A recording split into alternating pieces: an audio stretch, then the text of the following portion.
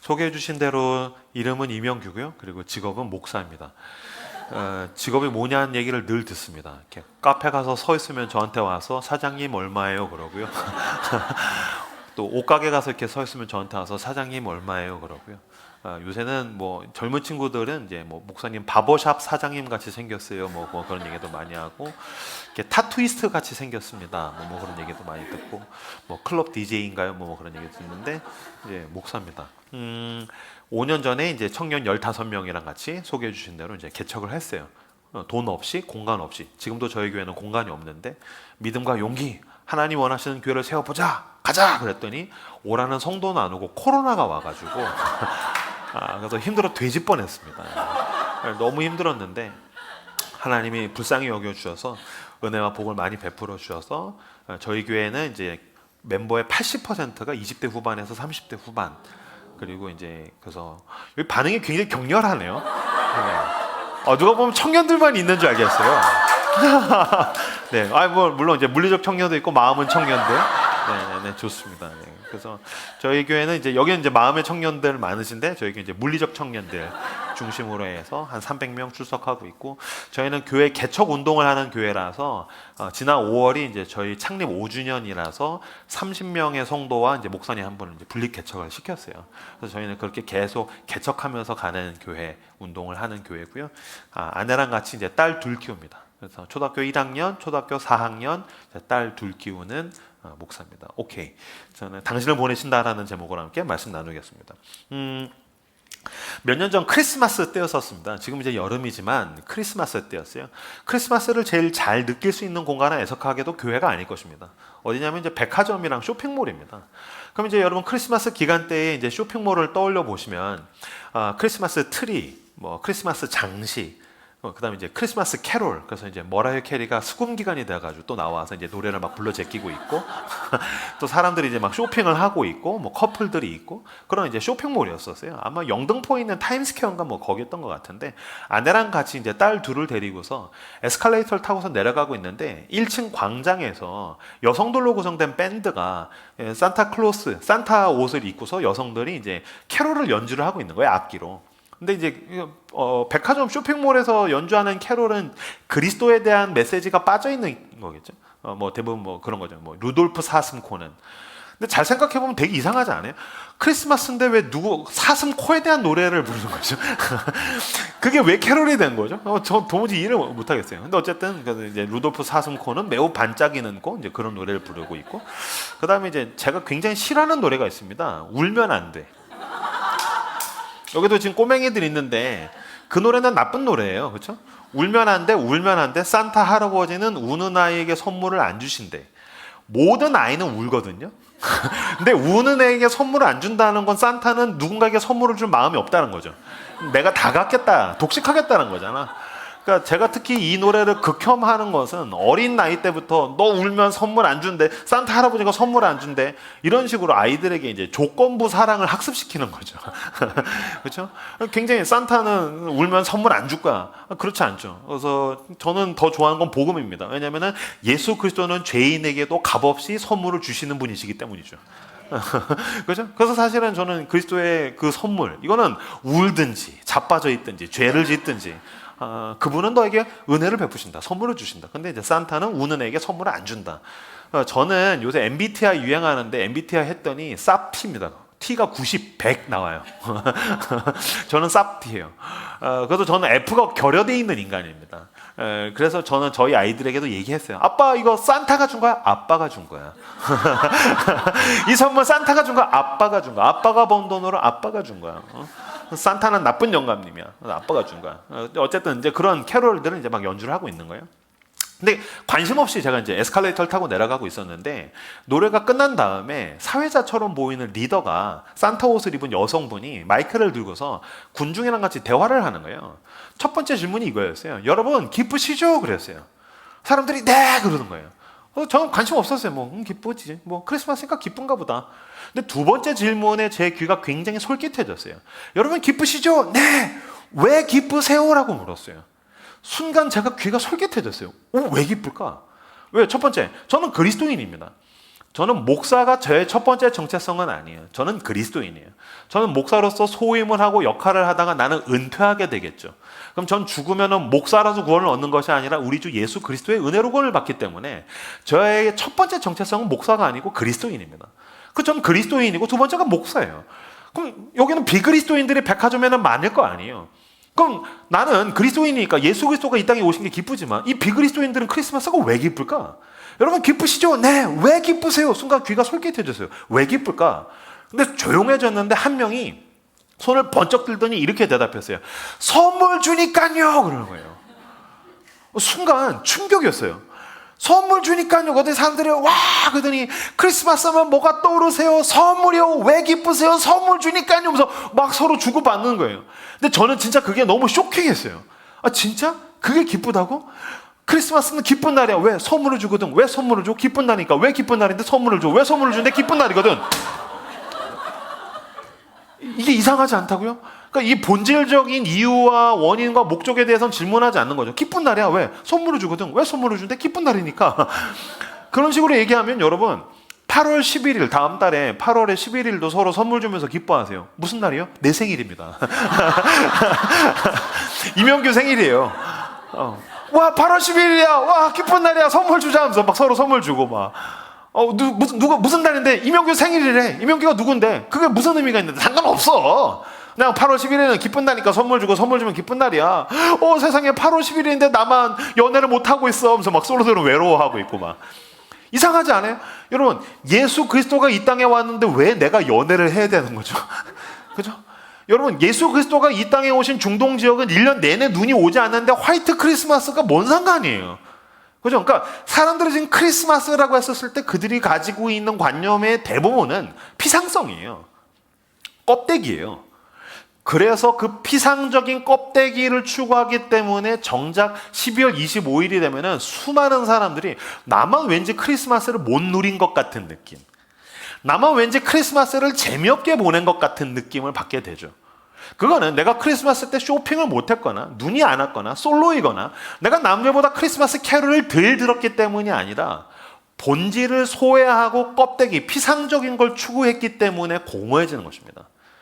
이건 크리스마스뿐만이 아니라 인생의 모든 과정이 마찬가지입니다. 본질, 핵심을 빼놓고 껍데기, 피상적인 걸 추구할수록 인생은 공허해집니다. 예를 들어 볼까요? 자, 사과 그러면 어떤 색이죠? 제가 힘든 문제를 냈네요. 사과 그러면 사람들이 생각하고 있는 사과는 빨간색입니다. 근데 이건 제가 한 얘기가 아니고 제가 좋아하는 목사님 중에 김기석 목사님이 이제 예를 든 건데 사과 그러면 빨간색을 떠올린다는 거예요. 근데 놀랍게도 사람들이 먹는 사과는 사과에서 사람이 먹는 부분은 빨간색이 아니라는 거예요. 사람들은 사과 그러면 빨간색을 떠올리는데 정작 빨간색은 쓰레기통에 버리죠. 왜요? 껍데기니까요. 그러면 빨간색은 버리고 속 안에 있는 흰색에 가까운 거를 먹죠. 바나나, 그럼 노란색을 떠올리죠. 그러나 노란색을 먹는 사람은 없습니다. 만약에 여러분 기쁨이 되는 교회에서 바나나에서 노란색을 즐겨 먹는다면 우리는 그를 돌봐줘야 될 것입니다. 그를 사랑하고 섬기고 그를 위해서 기도하고 저 사람은 놀랍게도 바나나에서 노란색을 먹어. 그죠? 노란색은 버리는 겁니다. 그럼 속 안에 있는 흰색을 먹죠. 그럼 제가 다음 예를 들어드릴까요? 빨간색 사과가 있는데 세상에서 제일 빨개요. 세상에서 가장 탐스럽게 빨개요. 그래서 껍데기를 깠더니 쪼갰더니 속이 있어야 될 흰색이 없어요. 그럼 공허해지겠죠. 노란색, 세상에서 가장 탐스럽게 노란 바나나예요. 노란색을 벗겼는데 먹어야 되는 흰색이 없어요. 공허하겠죠. 무슨 말이냐면요, 우리가 본질을 소외하고 껍데기를 추구할수록 인생이 공허해진다는 거예요. 근데 우리는 이 자본주의 사회는 사람들이 피상성에 몰두해 있어요. 피상성에 집착해요. 그래서 사과는 세상에서 가장 빨가면 돼. 바나나는 세상에서 가장 노란색이면 돼. 그 소갈맹이에 대해서는 사실은 고민하지 않아요. 저희 교회는 매달 결혼해요. 젊은 애들이 많으니까 매달 결혼해요. 제가 매달 결혼하니까 주례하고 그러다가 보니까 알게 된 게 있어요. 결혼식을 준비하면서 결혼 준비라고 이야기해요. 다르죠. 결혼은 결혼하고 나면 이젠 살아가야 되죠. 라이프 스타일이죠. 특히 그 사람이 그리스도인이라고 한다면, 그 사람이 모든 사람이 죄인이라는 것과 값없이 은혜로 구원을 받은 내가 죄인이라는 것에 대한 인식이 있다면, 죄인 둘이서 한 공간에서 살아갈 때 거기를 뭐라고 부르죠? 감옥이라고 부르죠. 그는 이제 결혼하면 독방에 새로운 죄수가 들어오게 된다는 사실을, 그전엔 내가 우리 집이 독방이었는데 새로운 죄수가 새로 들어오게 되는 거죠.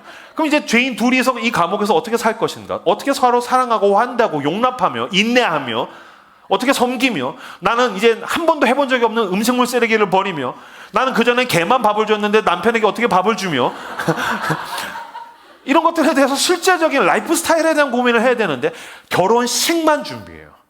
결혼 준비라고 해놓고 결혼식만 준비해요. 그건 하루의 세레머니라고요. 그럼 제가 저희 청년들에게 가르치는 게, 세상에서 가장 화려한 결혼식을 한다고 해도 그게 너가 이후에 허니문이 끝나고 집에 돌아와서 너가 이제 그 죄인인 인간과 살아가는데 아무런 도움이 되지 않는다는 것만 알아도 결혼식이 너가 이후로 살아가는데 별 도움이 되지 않는 것만 알아도, 결혼식은 라이프 스타일, 어떻게 죄인과 죄인이 사랑하고 인내하며 살아갈 것인가에 대한 소갈맹이가 중요한데, 껍데기를 가장 아름답게 해놓으면 내가 이후로 잘 살 것처럼 생각해. 그러니까 껍데기를 쪼개는데 아무것도 없으니까 공허하죠. 수많은 대학생들이 이미 그거를 경험합니다. 아마 여러분 가운데서 대학 시절에 경험했던 적이 있을 것입니다. 대학을 고등학교 3학년 입시라는 지옥을 탈출하기 위해서 대학을 보내려고 그래요. 그러니까 너가 이 지긋지긋한 이 입시를 벗어나고 싶으면 넌 대학에 가야 돼. 그러니까 대학에 가면 마치 파라다이스가 있는 것처럼 대학에 갔는데 아무것도 없는 거죠. 그러니까 공허하니까 방황하기 시작하죠. 그러니까 다음 단계를 잡죠. 넥스트 스테이지. 아, 취업이구나. 취업. 저희 교회는 청년이 많으니까 취준생, 이직자들 엄청 많아요. 그럼 얘는 이제 이야기하다 보면 비전이 취업이에요. 꿈은 직장 가는 거예요. 취업, 직장, 취업. 근데 여러분, 제 꿈은 취업입니다. 제 비전은 취업입니다. 취업하자마자 새로운 꿈이 생깁니다. 이 직장을 때려치고 싶다는 꿈이죠. 주님, 내 꿈은 취업이에요. 취업하게 해주세요. 취업하자마자 새로운 꿈이 생기는 거죠. 취업하고 싶어요. 들어가면 때려치고 싶어요. 왔다 갔다 하게 되는 거죠. 그러니까 내가 대학에 들어가면 이 캠퍼스에서 어떻게 하나님의 사람답게 살 것인가에 대해서 고민하지 않는 거죠. 내가 취업을 하게 되면, 내가 이제 이 직장 가운데서 자본주의 사회가 돈과 쾌락의 주인 노릇하고 있을 때, 나는 이 직장에서 내 소명을 가지고 내가 어떻게 하나님의 사람답게 직장에서 하루하루를 살아갈 것인가, 그 부분에 대해서 고민하지 않고 그냥 직장에만 가면 모든 게 다 풀릴 줄 알았기 때문에, 취업을 하니까 내가 생각했던 건 이런 게 아닌데, 계속해서 어떤 면에서 내가 힘든 거를 탈출하려고만, 신앙은 내 고통과 어려움을 탈출하는 거야. 마치 예수를 믿으면 꽃길을 가게 만든다는 어떤 판타지, 그런 식으로 신앙을 이해하다가 보니까 공허함을 어쩔 줄 몰라 하는 사람들, 심지어는 신앙인들도 그런 사람들이 되게 많다라는 것입니다. 그때에 본질을 붙들고 씨름하여서 내 삶을 채우시는 하나님의 내용으로 그렇게 채워져서 충만한 저 여러분들 다 되시기를 주님의 이름으로 축복합니다. 믿음은 남들보다 더 화려한 껍데기를 갖게 되는 것이 아닙니다. 지금 나에게 있는 이 그릇, 나의 하루, 나의 삶, 나의 가정, 내 배우자, 나의 자녀, 이 그릇, 이 초라해 보이는 껍데기 안에 충만한 내용, 가장 좋은 콘텐츠, 가장 좋은 삶의 내용을 담게 되는 것입니다. 예수를 믿으면 그 일이 가능해지더라라는 거예요. 제가 아까 이제 크리스마스 얘기를 했으니까요. 크리스마스의 본질은 뭐죠? 하나님의 아들이 이 땅에 오셨다는 것입니다. 그걸 우리는 1년 가운데 연말에 떼어서 대놓고 기뻐하는 것입니다. 뭐 캐럴을 들었냐, 연애하느냐 마느냐 뭐 상관없습니다. 백화점을 갔냐, 쇼핑을 했느냐 마느냐도 상관없습니다. 하나님의 아들이 이 땅에 오실 만큼 나를 사랑하신다. 이걸 우리는 대놓고서 연말에 기뻐하며 내년을 준비하는 것이죠. 이건 크리스마스에만 기뻐해야 될 내용이 아닙니다. 이거를 우리가 믿는 이 진리의 내용을 신학적으로 뭐라고 표현하냐면 성육신이라고 이야기합니다. 따라서 해주십시오. 성육신. 이제 영어로 인카네이션이라고 얘기하는데, 성육신 뭐냐면 이건 우리가 믿는 진리의 내용입니다. 하나님이 우리를 너무너무 사랑하셔서 우리를 구원하시기 위해서 사람이 되셨다. 놀라운 이야기입니다. 하나님이 우리를 너무너무 사랑하셔서 이명규라는 죄인이 멸망을 당하고 죽고 세상에서 헛된 우상 쫓아다니는 것을 보고만 있을 수가 없어서 나 같은 인간의 몸으로 오실 만큼 나를 사랑하신다. 이것이 성육신이라는 것입니다. 우리가 이걸 대놓고 기뻐하는 거예요. 지금 제가 근데 이 성육신을 얘기하는데 별로 여러분들이 기쁜 표정이 아니기 때문에 예를 들어 드리겠습니다. 이게 얼만큼 놀라웠고 얼만큼 기쁜 내용이냐. 자, 혹시 여러분 가운데 반려견을 키우시는 분들 계신가요? 강아지, 반려견 키우시는 분들 의외로 적으시네요. 네, 대부분 그냥 남편만 키우고 자녀만 키우시는 것으로 만족하시는군요.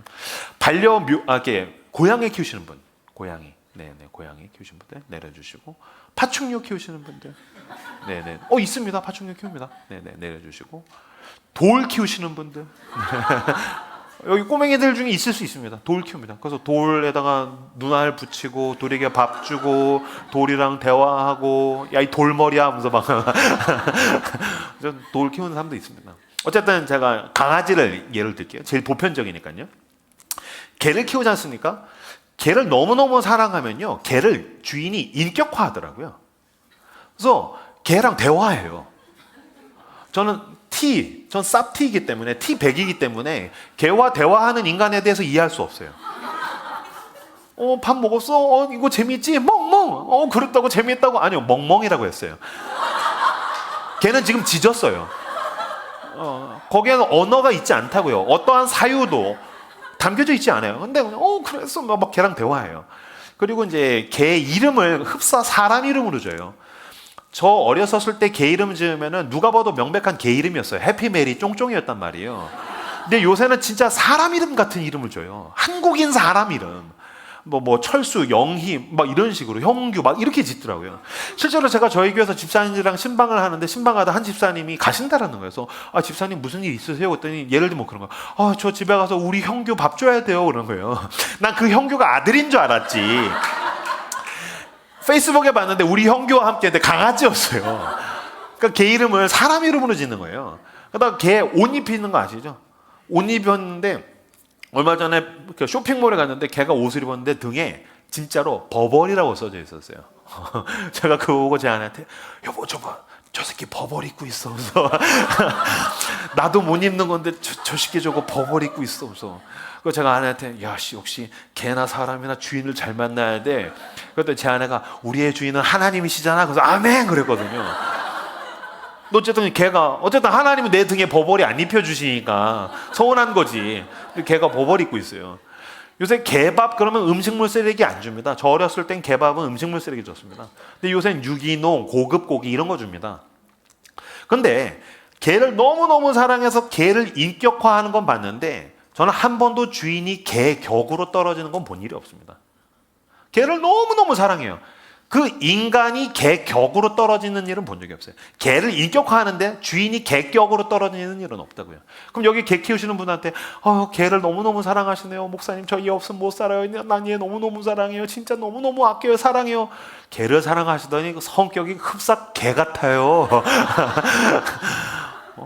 모양이 개네요. 그냥 성격이 개네요. 이 칭찬인가요? 당신이 가장 사랑하는 그 개라니까요. 그거랑 동일시되는 게 칭찬인가? 아니요, 모욕이죠.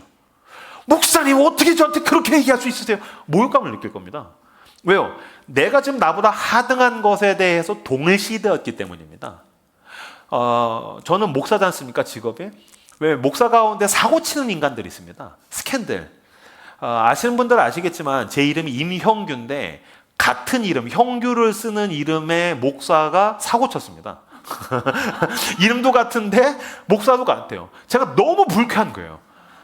왜냐면 그가 불륜과 돈을 횡령하고 막 이게 뉴스에 계속 나오는데 너무 화가 나고 짜증이 나는 거예요. 왜 그럴까요? 동일시되어 있으니까요. 목사라는 같은 직장의 직업에 동일시되어 있으니까요. 이름이 동일시되어 있으니까 불쾌한 거예요. 만약에 여기 선생님들 계시면 선생님들 가운데서 스캔들이 나왔어요. 금융 쪽에 계시면 금융에서 스캔들 나왔어요. 아니면 여러분들 가운데서 비슷한 쪽에서 동일시 됐을 때 불쾌한 느낌을 받을 때가 있죠. 왜? 내가 그 인간보단 괜찮거든요. 근데 내가 그 사람보단 좀 괜찮은 인간. 내가 우월하다는 건 아니더라도 그저 내가 그 정도는 아니지. 근데 동일시되면 불쾌하다고요. 근데 여러분 인간과 개 동일시되는 것에 대해서 불쾌해봐야 피조물 대 피조물이잖아요. 여러분 하나님은 창조주예요. 그분은 신이에요. 그분은 왕 중에 왕이에요. 근데 그분이 나 같은 죄인과 동일시 되셨어요. 인간은 개를 아무리 사랑해도 내가 개 같다라는 이야기를 감당 못하는데 그분이 사람 가치가 아니라 사람이 되셨어요.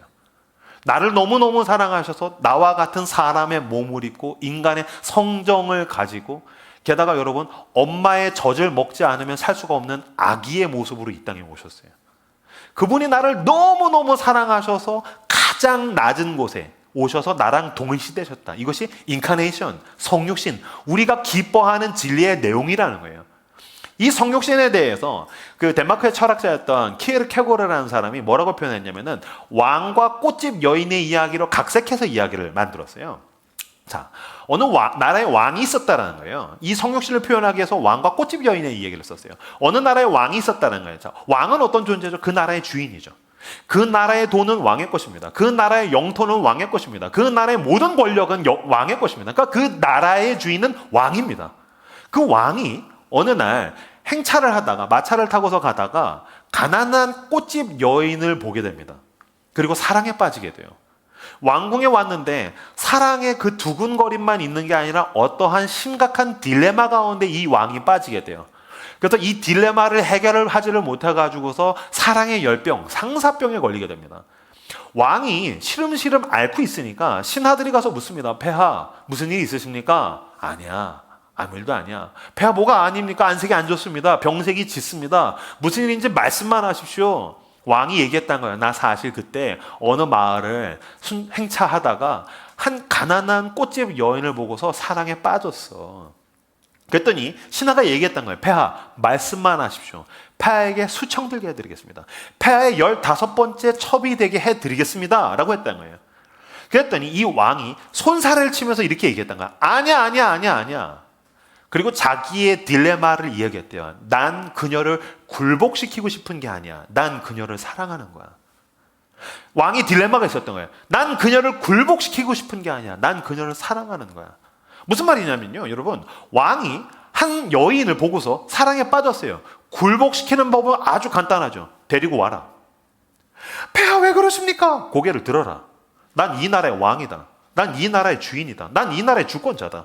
예, 폐하, 이 나라가 모두 왕의 것입니다. 날 사랑한다라고 얘기해라. 폐하를 사랑하겠습니다. 와라, 가라, 굴러라, 웃어라, 울어라.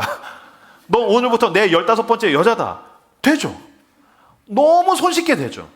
근데 진짜 사랑에 빠지니까 그러면 지금 이 여자가 내가 왕이라서 굴복하는 건가? 껍데기만 움직이는 건가?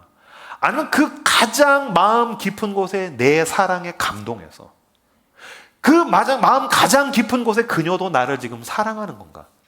왕이 진짜 사랑에 빠지니까 알게 되는 게 있는 거죠. 힘만으로는 사랑할 수 없다라는 것. 사랑하려면 헌신이 필요하다는 것.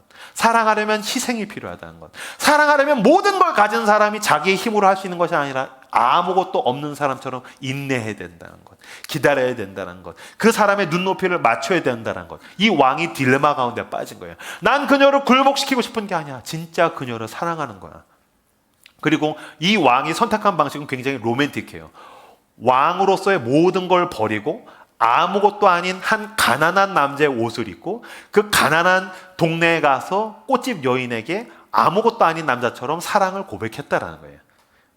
왕이 모든 걸 버리고 가서 난 당신을 사랑합니다. 당신이 내 사랑을 거절할지라도 나는 모든 걸 버릴 만큼 당신을 사랑합니다. 이건 누가 한 거죠? 하나님의 아들 예수 그리스도께서 우리에게 하신 일이죠. 그분이 먼저 나 같은 죄인을 위해서 모든 걸 버리셨죠. 네가 내 사랑을 받아주지 않을지라도 나는 십자가에서 먼저 죽을 거야. 모든 걸 버리고 오셔서 이야기하는 거죠. 난 너를 굴복시키고 싶은 게 아니야. 난 너를 사랑하는 거야. 이게 우리가 믿는 십자가요. 이 성육신을 통해서 우리에게 드러난 사랑이라는 거예요. 여러분, 하나님이 우리를 굴복시키고 싶지 않으셨어요. 사랑하셨어요. 만약에 하나님이 당신을 굴복시키고 싶었다면 제가 오늘 이 저녁에 금요일 날 와가지고서 거의 1시간 정도 되는 시간 동안 설교할 필요 없습니다. 아주 간단한 방법이죠. 5분 동안 하나님이 눈을 감게 한 다음에 지옥을 보여주는 거죠. 4D로 여러분이 눈을 감았는데 내가 지옥을 보여줄게. 그래서 지옥 불에서 막 내가 타고 있어요. 막 막 뜨거워서 막 아 뜨거워 주님의 사랑 그러면서 막 지옥불에서 막 타고 있어요. 그래서 어디서 고기 굽는 냄새가 나지? 아, 내 다리가 타고 있구나. 그래서 막 지옥불에서 막 그리고 눈을 번쩍 떴어요. 5분 체험을 했어요. 그건 너 어떻게 할 거야? 모두가 굴복하겠죠. 근데 지금 아직도 한 과반수는 와닿지 않으시는 것 같아서 제가 자본주의적인 방식으로 예를 들어드리죠. 하나님께서 여러분에게 말씀하신 거죠. 핸드폰 어플을 켜라. 왜 그러십니까? 은행 계좌 어플을 들어가 봐라. 그럼 여러분 뭐 우리은행, 기업은행, 뭐 국민은행 있으시겠죠? 들어갔어요. 그럼 이제 뭐 돈이 없으면 뭐 100만 원, 1000만 원. 근데 뭐 1억 이상 있는 분들이 계시겠죠? 그럼 1억이라고 제가 예를 들게요. 자, 1억이 있어요. 하나님 왜요? 이거 은행 계좌 이거 제 돈입니다. 제가 이걸 먹으려고 그냥 못 먹고 못 입고 제가 진짜 아둥바둥 해가지고 제 모은 돈이에요. 왜 그러세요? 하나님이 말씀하신 거죠. 너 내 말 들을 거야 안 들을 거야? 왜요? 너 내 말 들을 거야 안 들을 거야? 라고 하더니 갑자기 은행 계좌가 1억에서 제로가 되는 거죠. 이게 뭐야? 너 내 말 들을 거야 안 들을 거야? 제로가 10억이 되는 거죠. 너 내 말 들을 거야 안 들을 거야? 10억이 제로가 되고 제로가 100억이 되고 제로가 100억이 제로가 되고 제로가 1000억이 됐어요. 하나님이 이거 5번만 왔다 갔다 하시지 않습니까? 여러분 모두 이슬람 선교사 갈 수 있어요. 제로에서 100억, 제로에서 1000억이고 하나님이 5번만 왔다 갔다 하면요. 생각해 보세요. 은행 계좌가 제로가 됐는데 제정신으로 여러분 살 수 있겠어요? 근데 제로가 다시 100억이 되고 이거 5번만 왔다 갔다 하면요. 기쁨이 되는 교회 모든 성도가 다 이슬람 선교사로 갈 수 있어요. 어쩌면 사탄은 지금도 하나님께 이렇게 탄원할지도 모르겠어요. 하나님, 임영규라는 저 인간을 내가 아는데 저거 정신 못 차립니다. 저거 목사라서 저거 조금 괜찮은 것 같이 하는데 내가 저 인간의 삶을 아는데 하나님 저거는 짓밟아야 됩니다. 욥처럼 아주 작사를 내야 저거 정신 차립니다. 하나님 말씀하신 거야. 아니야. 난 임영규를 굴복시키고 싶은 게 아니야. 임영규를 사랑하는 거야. 그래서 그분이 선택한 방식은 너무너무 로맨틱하죠.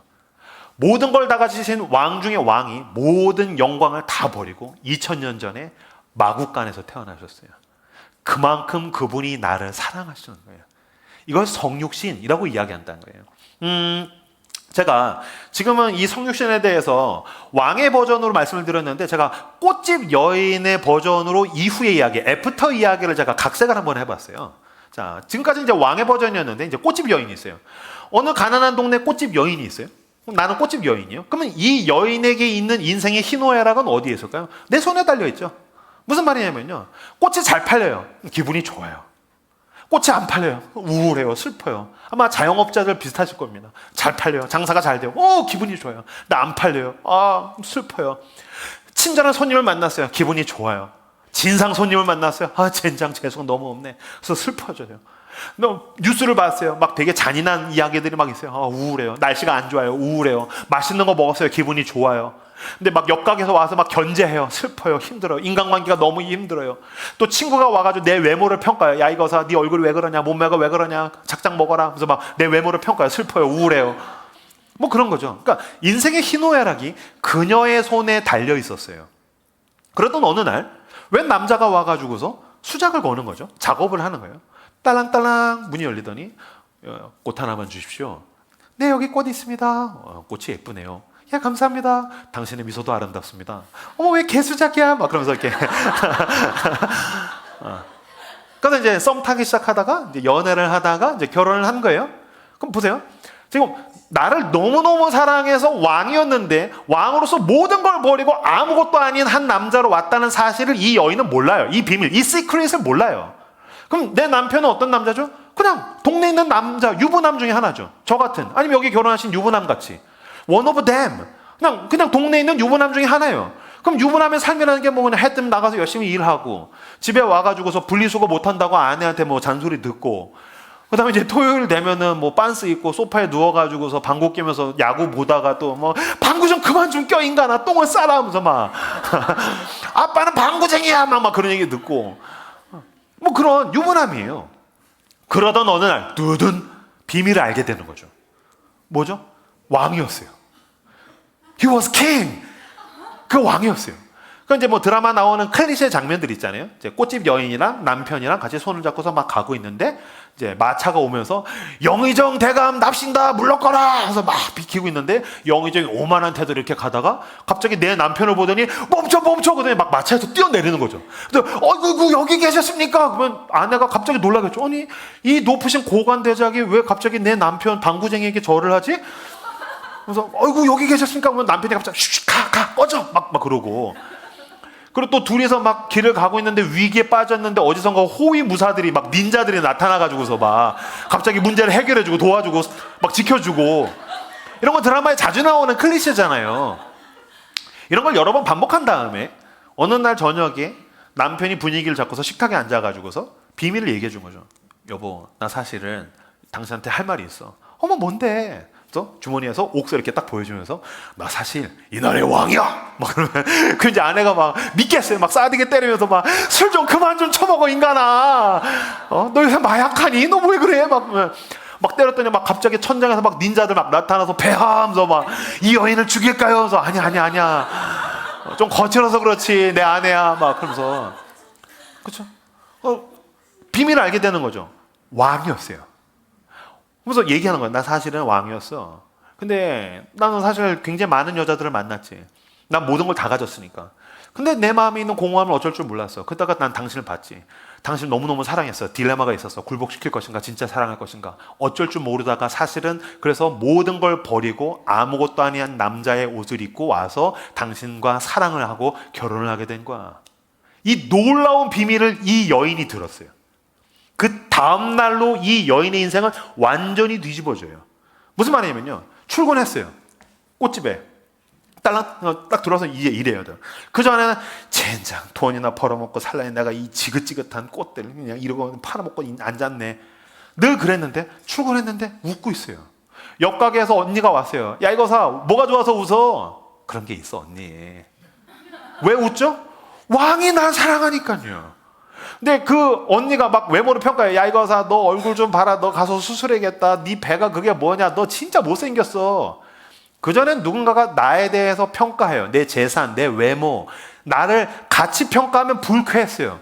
근데 이제 불쾌하지 않아요. 왜? 상관없거든. 왜? 왕이 모든 걸 버릴 만큼 날 사랑하니까. 니네가 1000만 명의 나를 둘러 진치고서 나 못생겼다, 가난하다, 한심하다, 손가락질을 봐라. 왕이 모든 걸 버릴 만큼 날 사랑하신대. 상관없어. 진상 손님 만났어요. 엄청 진상 떨고 갔어요. 진상을 만났어. 왜 이런 진상을 만나는 거야? 아니요. 진상을 만났는데 그녀는 웃고 있어요. 왜? 왕이 날 사랑하니까요. 꽃이 안 팔려요. 상관없어요. 왕이 날 사랑하니까요. 이 세상에 빼앗기지 않는 기쁨이 그녀에게 있는 거죠. 왕이 모든 걸 버릴 만큼 날 사랑해. 이게 복음입니다. 이게 복음입니다. 우린 여러분 이 세상에 빼앗기지 않는 기쁨을 가지고 있습니다. 세상에서 당신을 향해서 뭐라고 손가락질하든지 당신을 향해서 뭐라고 가치 판단을 하든지 나에게 다윗의 고백대로 1000만 명의 나를 둘러진치고 얘기해봐라. 왕이 날 사랑하신다. 왕이 모든 걸 버릴 만큼 날 사랑하신다.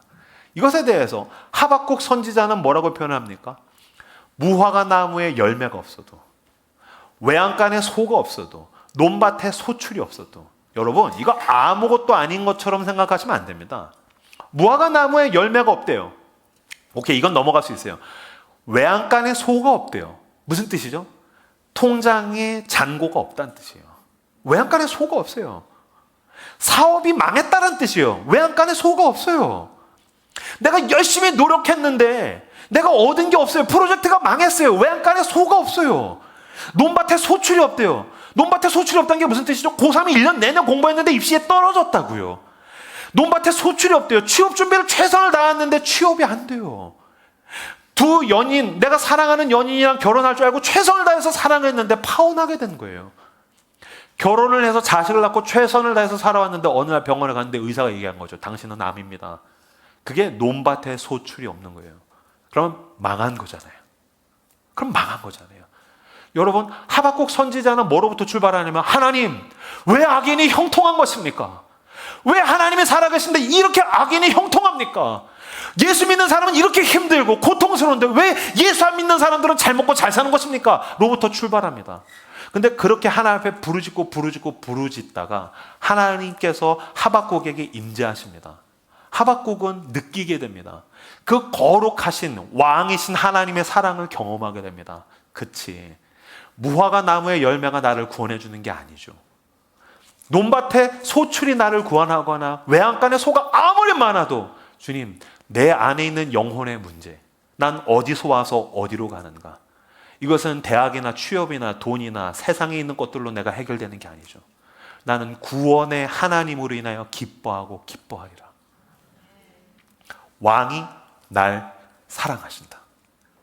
그 왕께서 당신과 함께 하십니다. 왜 두려워하십니까? 왜 불안해하십니까? 왜 나의 미소를 세상에 값싼 것에 빼앗기겠습니까? 세상을 향해서 담대하게 당당하게 왕이 날 사랑하신다라고 힘차게 웃으며 걸어나가시는 저 여러분들 다 되시기를 주님의 이름으로 축복합니다. 아까 읽었던 말씀 10절 11절 말씀을 같이 한 번 더 읽도록 하겠습니다. 읽겠습니다. 10절 11절 말씀을 읽겠습니다. 시작. 누가복음 2장 10절 11절, 누가복음 2장 10절 11절 말씀을 같이 읽겠습니다. 시작.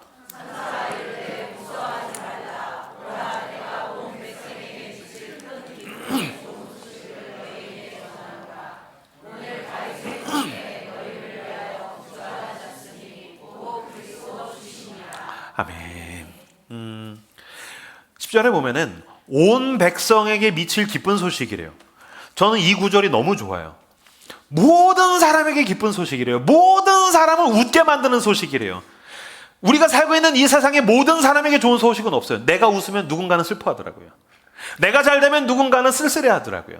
근데 모든 사람에게 기쁜 소식, 왕이 오셨다, 왕이 사랑하신다, 그게 모든 사람에게 기쁜 소식이래요. 근데 제가 이 말씀을 묵상하다가 그치, 나한테는 기쁜 소식이죠. 왜? 난 수혜자니까요. 난 복음에 대한 수혜자니까요. 근데 이게 그분에게도 기쁜 소식일까라는 의문이 들었어요. 그분이요, 나를 사랑하셔서 모든 걸 버리신 분이요. 그분은 나를 사랑하셔서 모든 걸 버리셨어요. 여러분, 버리는 게 기쁜 일입니까? 어떻게 버리는 게 기쁜 일입니까? 예수를 믿어도 우리는 나의 시간을 버리는 걸 잘 하지 못합니다. 예수를 믿어도 우리는 돈이 주인 노릇하고 있는 이 자본주의 사회에서 돈을 하나님의 나라를 위해서 버리는 걸 잘 하지 못합니다.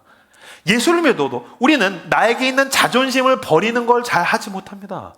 그 알량한 자존심, 그 죄인인 것을 믿으면서도 이 죄인의 자존심, 알량한 자존심을 하나님의 나라를 위해서 버리지 못합니다. 우리는 예수를 믿어서 고집을 버리지 못합니다. 저 실제로 어떤 교회에서 한 집사님이 저한테 했던 얘기예요. 목사님, 제 고집은 하나님도 못 막아요. 와우! 왜 하나님이 못 막아요? 제가 차마 이 얘기가 떠올랐는데 못했어요. 우리 집 주차장에 우리 딸들 데리고 가고 있는데 막둥이 가서 아빠 여기 개미가 있어. 와, 개미다 하더니 꾹 누르더라고요. 하나님 앞에 나는 그런 개미 같은 존재 아니겠어요? 하나님이 사랑하셔서 내가 가치가 있고 존재로운 것이지, 하나님도 내 자존심, 내 고집은 못 막아. 아니요, 얼마든지 막을 수 있어요.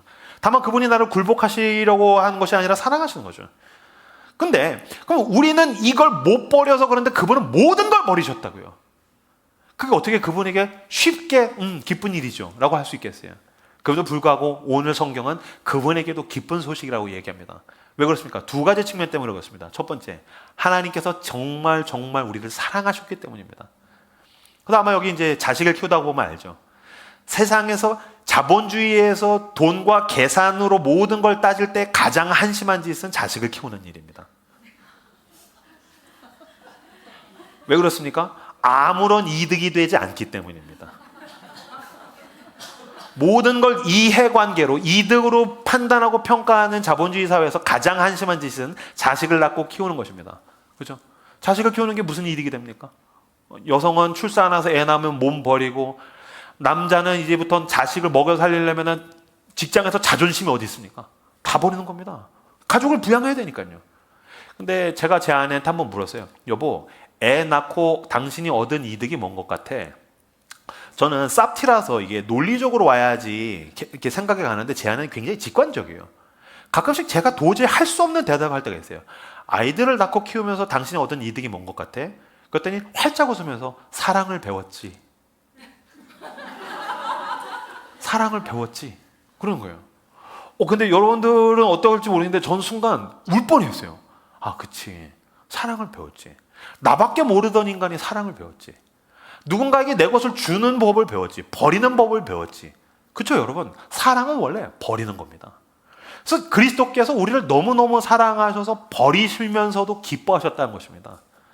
여러분, 하나님을 사랑하셔서 버리면서도 웃고 기뻐하는 저 여러분들 되시길 주님의 이름으로 축복합니다. 그분은 자기에게 있는 모든 걸 버리시면서도 기뻐하셨다는 거예요. 형규야, 난 네가 너무 좋아. 네가 나를 사랑하고 네가 나로 인하여서 기뻐할 걸 보면 난 너무너무 좋아. 그래서 그분이 날 사랑하셔서 이명규를 구원하기 위해서 모든 걸 버리시면서도 그분은 기뻐하셨어요. 사랑하셨기 때문이죠. 두 번째, 그분이 오신 목적 때문에 그래요. 그분이 이 땅에 오신 목적이요. 요한복음 10장 10절 말씀 같이 한 목소리로 읽도록 하겠습니다. 요한복음 10장 10절 앞에 화면에 제가 읽어드리겠습니다. 요한복음 10장 10절 말씀. 도둑이 오는 것은 도둑질하고 죽이고 멸망시키려는 것이요 내가 온 것은 양으로 생명을 얻게 하고 더 풍성히 얻게 하려는 것이라. 아멘. 예수님께서 자신이 이 땅에 오신 목적에 대해서 이렇게 말씀하셨어요. 도둑이 오는 것은 도둑질하고 그리고 죽이고 멸망시키려고 하는 것이지만 내가 온 것은 양으로 생명을 얻게 하고 풍성히 얻게 하는 것이다. 이게 무슨 말이냐면요, 도둑이 온 것은 도둑질하고 죽이고 멸망시킨대요. 이건 세상에 있는 그 제국의 지도자들이죠. 로마의 황제, 종교 지도자, 대제사장.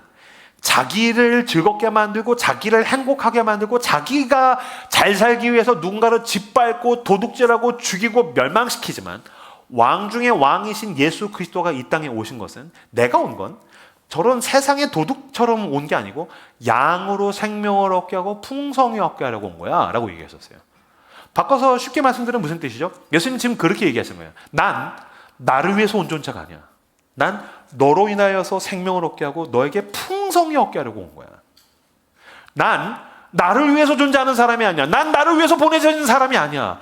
하나님이 나를 나 때문에 보낸 존재가 아니야. 난 너로 생명을 얻게 하고 풍성히 얻게 하려고 온 거야. 여러분, 마찬가지입니다. 나는 나를 위해서 사는 사람이 아닙니다. 여러분 생각해 보십시오. 내가 만약에 나를 위해서 왔다면 나는 하나님께 늘 따져야 됩니다. 하나님, 왜 난 BTS가 아니고 이명규입니까? 하나님, 나는 왜 BTS가 아니고 나는 정국이 아니고 이명규입니까? 이명규로 살아야 됩니까? 난 왜 공유가 아닙니까? 하나님, 난 왜 이 모양입니까? 하나님, 전 동두천 살거든요. 나는 왜 동두천 삽니까? 나도 천당 밑에 분당 살고 싶습니다. 하나님, 왜 나는? 아니요. 나는 나를 위해 살지 않습니다. 예수님께서 뭐라고 하셨습니까? 무엇을 먹을까, 무엇을 마실까, 무엇을 입을까? 고민하지 말아라. 걱정하지 말아라. 이것은 식당에서 식당 메뉴 고르는 사람 지옥 간다는 뜻이 아닙니다. 먹는 것, 마시는 것, 입는 것, 우린 그거보다 더 궁극적이고 더 근원적이고 더 크고 깊은 것을 위해서 창조된 사람. 내가 먹고 마시고 입는 것은 그것을 위한 공급되는 것이고요. 하나님이 공급해 주시는 거고요. 걱정하지 마라. 너는 먼저 그의 나라와 그의 의를 구하라. 그러면 이 모든 것을 너에게 더하시리라.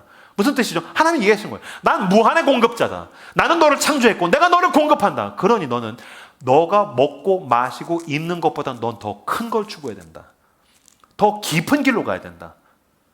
내가 온 것은 양으로 생명을 얻게 하고 풍성히 얻게 하는 것. 마찬가지로 하나님께서 내가 살고 있는 이 도시로 나를 보내신 이유는 이 도시에 여전히 복음이 필요한 사람, 여전히 이 도시에 사랑이 필요한 사람, 여전히 이 도시에 무언가가 필요해서 어쩔 줄 몰라서 좌절하고 공허해하는 사람, 하나님께서 우리를 그들에게 보내셨다라는 것입니다.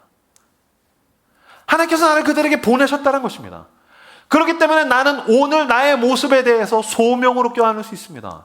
나도 예수님처럼 이야기할 수 있습니다. 내가 온 것은 나를 위해서 존재한 것이 아닙니다.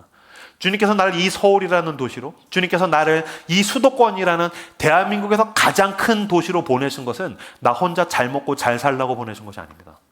우리 가족만 불안해하지 않고 살려고 보내신 것이 아닐 것입니다. 주님, 나를 왜 이 도시로 보내셨습니까? 이 보내신 뜻을 알 때에 비로소 내 삶이 거룩해지기 시작합니다. 여러분, 예수님이 2000년 전에 어디서 태어나셨습니까? 마곡간에서 태어났습니다. 마곡간. 마곡간은 어떤 곳입니까? 말들이 똥을 싸고 먹고 자는 시궁창입니다. 여러분들은 지금 분당에 사시니까 잘 와닿지 않을 수 있는데요. 저는 동두천 사는데 저희 동네에 양계장이 있어요. 그리고 소 키우는 막사가 있습니다. 양계장 닭똥 냄새, 그 비료 냄새 엄청납니다. 그럼 여러분, 여기 가운데 이제 결혼하셔서 애 낳을 때, 나도 진짜 예수님이 마곡간에서 태어나셔서 난 그리스도의 제자로서 나도 결혼하면 주님 저도 이제 산후조리원 말고 양계장으로 가겠습니다. 어떤 사람이 미쳤다고 산후조리원을 포기하고 양계장으로 가겠습니까? 그죠? 근데 예수님은, 하나님의 아들은 마곡간으로 오셨다고요. 말똥 냄새, 말 오물 냄새로 가득한 시궁창으로 오셨습니다. 근데 예수님이 만약에 내가 나를 위해서 왔다면 로마 황제로 왔겠지. 내가 나를 위해서 왔다면 대제사장으로 왔겠지. 난 나를 위해서 온 게 아니야. 도둑이 온 것은 도둑질하고 죽이고 멸망시키는 것이지만 나는 양으로 생명을 얻게 하고 가장 낮은 사람까지 모든 사람을 구원하려고 그들에게 생명을 풍성히 얻게 하려고 했기 때문에 나는 마곡간으로 왔어. 그분이 자신의 삶의 그 목적과 소명을 가지고 왔을 때의 그날 저녁, 그 시궁창 냄새 가득한 마곡간으로 온 그날 저녁을 지금까지도 2000년 동안 그리스도의 제자들은 고요한 밤, 거룩한 밤, 말똥 냄새가 가득하고 시궁창으로 오셨는데 거룩한 밤. 그분은 거룩하신 하나님의 아들. 왜 그랬습니까? 그분이 자신의 목적에 사로잡혀 있었기 때문입니다. 그러니까 나 하나 잘 먹고 잘 사는 것이 아니라 그것을 뛰어넘어서 먼저 자기를 부인하고 하지 않아도 되는 십자가를 지고 마곡간으로 왔을 때, 사람을 사랑할 때, 내 것을 나눠줄 때 그의 시간과 돈과 재능과 그 모든 것을 쏟아부어 주시고 결국에는 십자가에서 못 박혀 벌거벗겨져서 죽으셨습니다. 그때 그의 삶을 거룩하다. 무슨 뜻입니까? 우리가 추구해야 하는 소명의 삶이 여기에 있다는 것입니다. 여러분, 우리는 나 하나 잘 먹고 잘 살라고 이 도시로 보내어진 사람들이 아닙니다. 하나님이 나를 그의 나라와 그의 의를 위해서 보내셨어. 이 소명에 눈 뜰 때에 내 삶이 거룩해지는 줄로 믿습니다. 예수님께서 이 땅에 보내어지셨을 때에 하나님께서 천사를 보내시고, 천사가 또 누구를 보냅니까? 양치기를 보냅니다. 양치기를 보냅니다. 양치기는 어떤 자들입니까? 2000년 전에 가장 비천한 신분을 가지고 있었습니다. 먹고 살면 양이나 키워야 됐습니다. 하다못해 양들은 저녁에 자빠져 자고 있는데 목자들은 못 잡니다. 내가 잘 때 늑대가 양을 물어가거나 도둑이 와서 양을 훔쳐가면은 내 돈으로, 내 품삯으로 양값을 물어내고 난 또 두드려 맞았기 때문입니다. 그럼 맨날 그 생각하지 않았겠어요? 내가 젠장 먹고 살려니 양똥이나 치고 있어.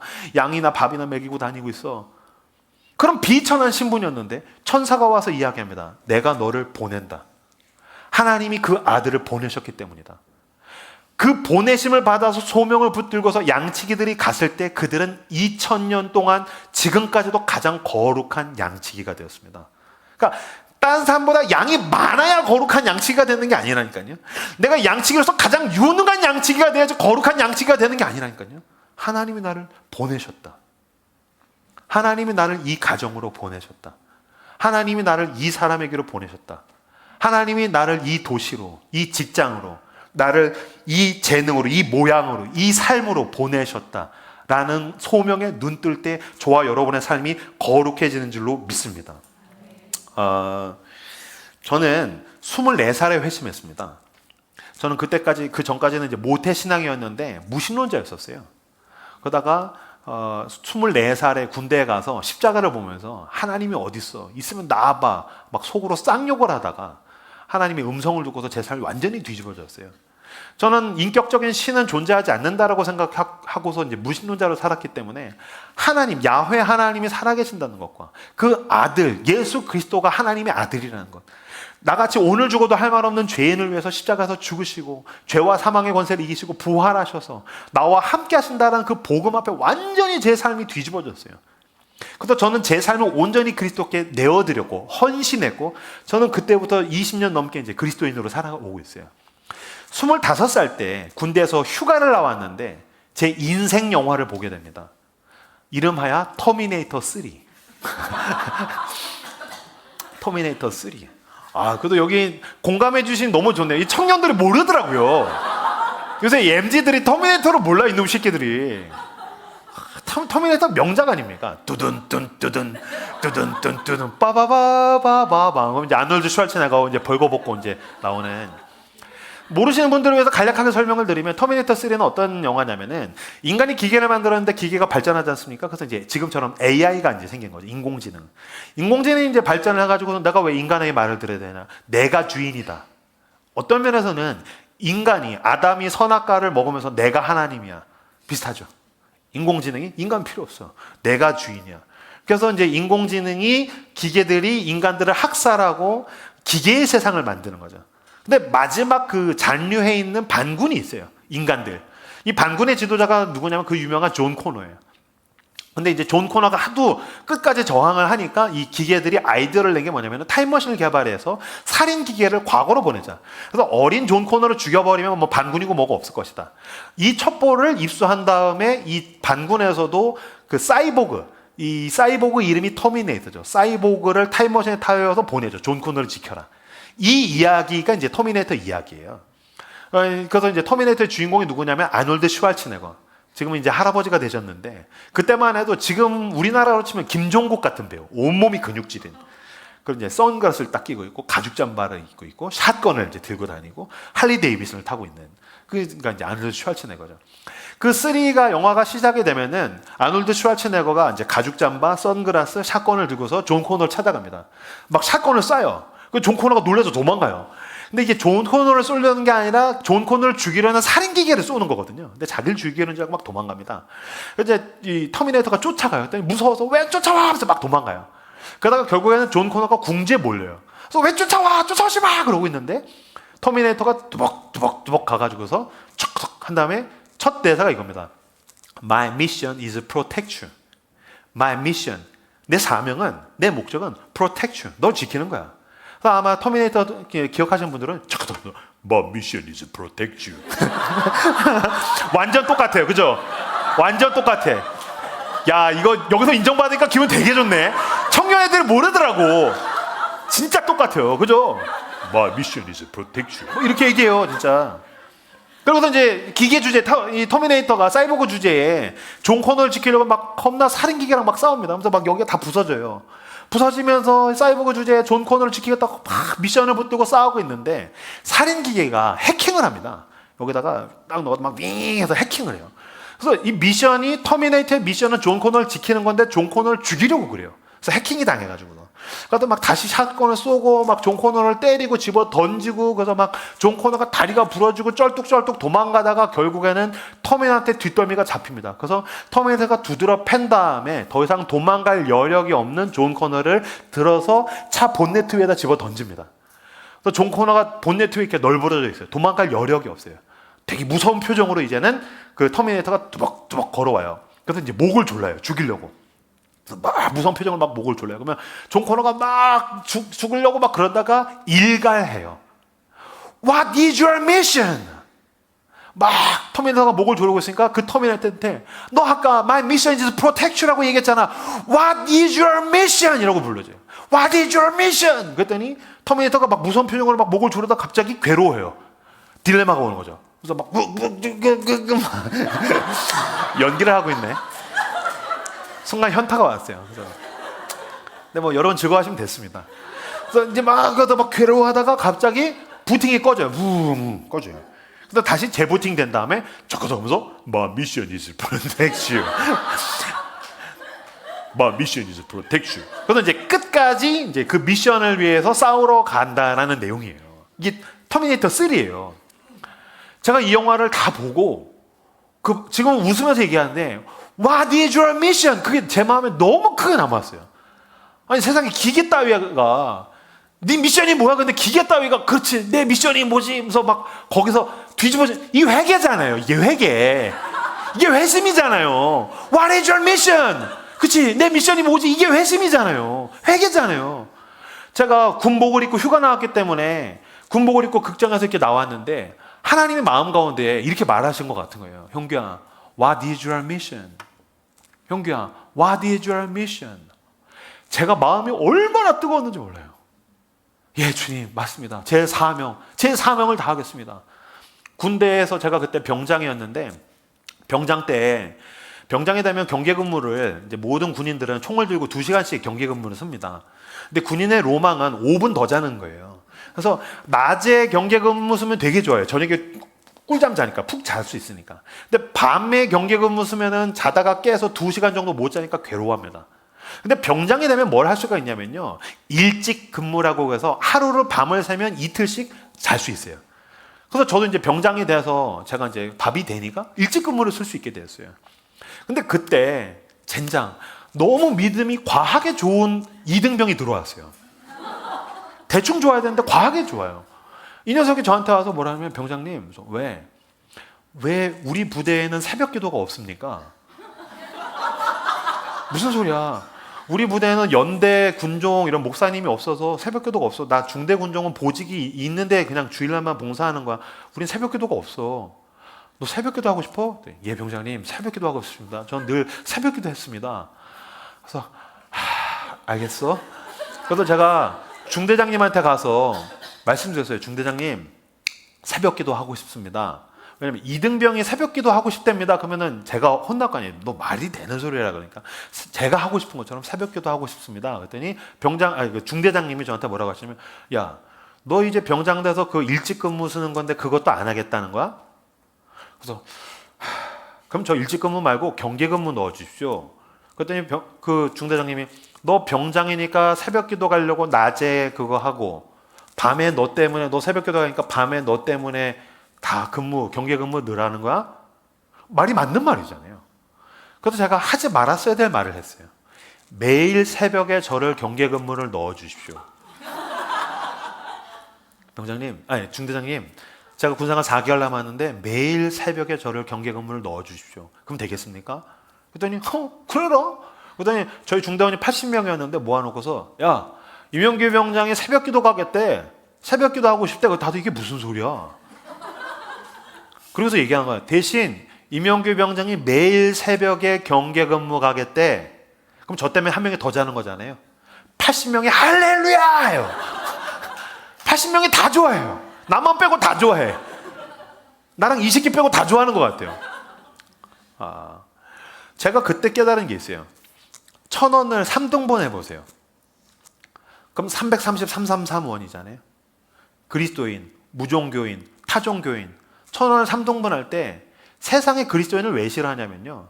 갑자기 1,000원을 3등분 할 때 그리스도인이 노래를 불러요. 이 산지를 내게 주소서. 그러더니 400원을 움켜쥐어요. 그럼 600원 남죠? 그러면 무종교인, 타종교인이 나 때문에 300원씩 나눠 가져야 돼요. 그러니까 이 두 사람이 그리스도인 싫어하는 거예요. 근데 제가 그때 깨달았어요. 1,000원을 3등분 해야 될 때 그리스도인이 내게 있는 모든 것을 아낌없이 드리네. 주께 드리네. 주께 드리네. 그리고 200원을 주는 거예요. 난 이거면 됐어. 니는 나눠 가죠. 그럼 나 때문에 400원 갔죠? 모두가 할렐루야를 불러요. 근데 거기에서 기적이 일어나더라고요. 제가 매일마다 새벽기도 하는데 아니 도대체 모두가 5분 더 자지 못해서 난리를 치는데 병장들은 도대체 저 인간은 뭔데 새벽에 경계 근무하고 1시간 빼서 새벽기도 가지? 한 놈씩 저를 새벽기도를 따라오기 시작했어요. 그러더니 저 병장 마지막에 제대하는 일주일에 저희 부대가 중대원이 80명인데 새벽기도 평균 출석이 25명이었어요. 제대하는 날까지 제 가슴에 있었던 한 문장은 What is your mission?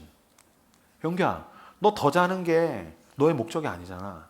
너 군생활 편하게 하는 게 네 목적이 아니잖아. What is your mission? 저 제대하고 와가지고서 대학교 졸업한 다음에 동두천 모교에 들어가가지고서 청소년 6명 데리고서 청소년 사역 시작했어요. 그때 콜링이 있어서 난 목사 돼야지. 근데 어차피 나중에 언젠가는 하면 되니까 제가 이제 국어 국문학을 전공을 해서 국어 학원에 들어가서 돈 벌어서 맨날 애들 밥 싸먹이고 집 나간 놈들 잡아오고 성경 공부 가르치고. 그래서 6명이었는데 얘네가 해마다 2배씩 불었어요. 근데 교회가 워낙 작은 교회니까 예산이 없어서 애들은 2배씩 불면은 나는 계속 가난해져요. 그러다가 나중에 애들이 많아지니까 아이 됐다, 뭐 학원도 때려치고 교회에서 간사라고 월급 50만 원 주셔가지고 열심히 사역했어요. 그때 애들이 되게 많아서 정말 신나게 집 나간 놈들 잡아오고 양아치들 막 성경 공부 가르치고 막 그래서 사역했는데 30대 초반 때 동창회에서 같이 대학 졸업한 놈들 모였는데 보니까 제 월급의 10배씩 버는 놈들이 있더라고요. 그 중에서 한 놈이 야, 이명규 옛날에 학교 다닐 때 잘 나갔는데 야, 예수 믿더니 병신 됐어. 그러는 거예요. 근데 하나도 슬프지 않았어요. 하나도 우울하지 않았어요. 왜? 내 가슴에 있는 한 문장은 What is your mission? 신학교에 들어가서 인천에 있는 청년들, 청년부가 없는 청년들 이렇게 3개 교회 모았더니 10명 정도 모였어요. 열심히 4년을 정말 열심히 30대 중반을 제가 갈아 넣었어요. 4년 사역하고 완전 망했어요. 너무 힘들었어요. 왜냐면 그때 제가 사역을 열정적으로 하니까 큰 교회에서 오라고 했는데 안 간다 그랬거든요. 그래서 4년을 갈아 넣었는데 하나님이 안 도와주시고 완전히 망했어요. 그때 저를 일으켜 세웠던 건 What is your mission? 제가 오늘 다 말씀드릴 수 없지만 30대 후반에 저희 집에 너무 큰 고통이 왔어요. 어떻게 하나님이 우리 집에 이런 일을 주실 수가 있지? 지금도 저랑 아내는 온전치 못해요. 그때도 저를 다시 일으켜 세워서 청년들과 함께 교회를 개척하게 만들었던 건 What is your mission? 15명 데리고서 개척을 했는데 열심히 했더니 막 애들이 늘어나더라고요. 그래서 90명까지 늘었어요. 그래서 됐다 가자 그랬는데 코로나가 왔어요. 제가 아까 돈 없이 교회 개척했다고 하니까 사람들은 목사님 대단하시네요. 그 말은 쉬운데요, 여러분. 저는 제대로 된 월급을 교회 개척하고 2년 반 지나서 처음 받았어요. 그것도 제대로 된 월급도 아니에요. 뭐 200만 원 넘는 돈을 그때 처음 받았어요. 그럼 제가 얼마나 힘들었겠어요. 마이너스 통장이 진짜 바닥까지 가서 난 이제 끝났다. 난 대리운전 간다. 그때 하나님이 길 열어주셨어요. 그러면 저랑 성경 공부하잖아요. 신방하잖아요. 그럼 저희 청년들 저랑 성경 공부하고 신방하고 집에 돌아갈 때 코로나 기간에 다 웃으면서 가요. 왜? 지들은 월급이 나오니까. 지들은 월급이 나오니까. 저는 운전하면서 가다가 보면은 마음이 쭉 가라앉아요. 그럼 동두천 들어가면은 모교회 100명 정도 되는 요거보다 좀 작은 예배당 제일 앞자리에 와서 늘 울던 자리에서 혼자 울면서 기도하는 거예요. 그때 저를 일으켜 세웠던 건 하나님의 은혜와 What is your mission? 코로나가 끝난 다음에 서울숲에 들어갔는데 60명으로 들어갔는데 청년들이 1년에 100명씩 늘어났어요. 어디선가 지금도 계속 10명, 20명씩 청년들이 몰려들어요. 그러다가 보니까 저는 기독교 모든 매체에서 다 인터뷰했어요. 뭐 국민일보, 뭐 교회와 신학, 목회와 신학, 뭐 월간 목회 다 인터뷰하고 뭐 청년 다니엘 기도회, 뭐 코스타 주강사. 그래서 어느 순간인가 보니까 저는 40대 중반의 목사 중에서 가장 힙하고 유명한 목사 중에 한 명이 됐어요.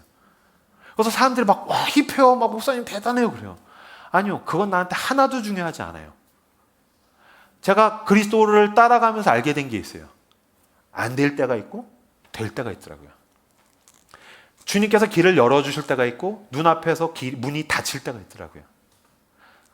일을 만들어내신 건 하나님의 소관이에요. 그럼 당신에게 뭐가 중요합니까? What is your mission? 제가 46입니다.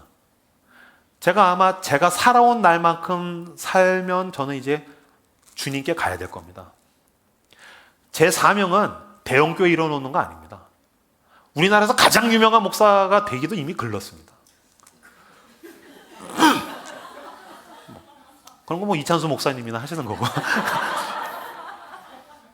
전 글렀습니다. 그럼 제가 꿈꾸는 건 하나입니다. 저는 지금도 홍대 쪽에서 성경 공부하면 주차를 양화진 선교사 묘역에다 댑니다. 왜냐면 거기에 되면 여러분 8시까지 무료입니다. 여러분 그런 거 모르시죠? 개척교회 목사는 그런 거 다 합니다. 그러면 한 달에 한두 번 정도는 쭉 돕니다. 묘비들을 읽습니다. 나도 이 선배님들이 있는 데 가게 되겠지? 지금 하나님 나라에 있는 그분들이 내 삶을 지켜보고 있겠지? 그분들이 임 목사 그때 진짜 귀했어. 30대 중반에 그 4년 갈아놓고 망한 거 봤어. 진짜 귀했어. 30대 후반에 그 극심한 고통 가운데 울면서 하나님 붙들고 하루하루 가는 거 내가 봤어. 너무 귀했어. 그거 사역했는데 100명씩 왔지. 그건 네가 잘한 게 아니라 하나님이 하신 거야. 그러면 주님께서 저에게 물으실 게 뭐겠습니까? 형규야, what is your mission? 주예수께 받은 사명. 하나님의 은혜 복음 증거하는 일을 마치려 하면은 나의 목숨조차도 조금도 귀한 것으로 여기지 아니하노라. 내 생명을 다 하고 다 마치고 주님의 나라에 가서 나를 위해서 못 박히신 그 손이 내 어깨를 감싸 안아 주실 것입니다. 착하고 충성된 종아. 그 이야기를 듣는 게 내 목표입니다. 착하고 충성된 종아. 모두가 돈과 쾌락과 자기 증명과 자기의 때문에 어긋날 때 형규야 네가 얼마나 몸부림쳤는지 내가 안다. 착하고 충성된 종아. 그분이 내 어깨를 안아주시는 그 날까지 What is your mission? 그 사명, 소명을 붙들고 하루하루 힘써 달려나가는 저 여러분들 다 되시기를 우리 주 예수 그리스도 이름으로 축복합니다.